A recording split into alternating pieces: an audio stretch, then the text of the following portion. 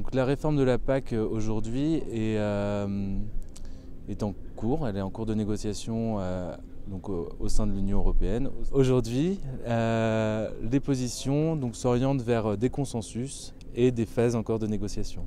Les consensus sont une convergence des aides entre les exploitations, qu'elles soient à l'échelle nationale ou régionale, donc ça ce sera au choix de l'État membre, et un consensus sur un paiement vert qui représenterait 30% de l'enveloppe du premier pilier allouée à chacun des États membres. Donc cette enveloppe pour la France est de 52 milliards d'euros sur les 7 ans à venir de la réforme, et ces 30% représenteraient de l'ordre de 80 euros par hectare de paiement vert. 6 à 7 mesures sont proposées par les différentes instances européennes. Ces différentes mesures sont soumises à subsidiarité, c'est-à-dire que les États membres auront le choix ou non de les mettre en place.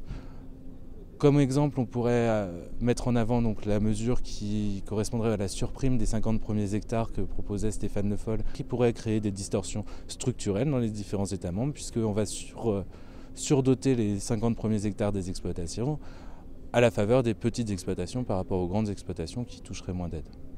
Une deuxième mesure qui correspond à des paiements couplés qui sont associés à certaines productions, donc qui peuvent créer des distorsions au sein d'un État membre sur les productions, puisque finalement on va favoriser une production par rapport à une autre.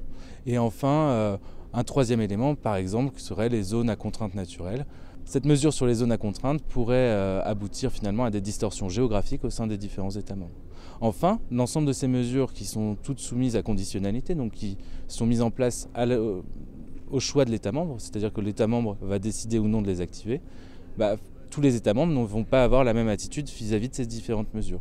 Donc par exemple, si l'Allemagne n'active pas tout et choisit uniquement de conserver le paiement de vert plus le paiement de base, donc le paiement de base c'est le paiement convergé que tout le monde aura quoi qu'il arrive, et que la France choisit de surdoter les 50 premiers hectares, on pourrait amener des distorsions entre des exploitations de grandes cultures françaises et des exploitations de grandes cultures allemandes.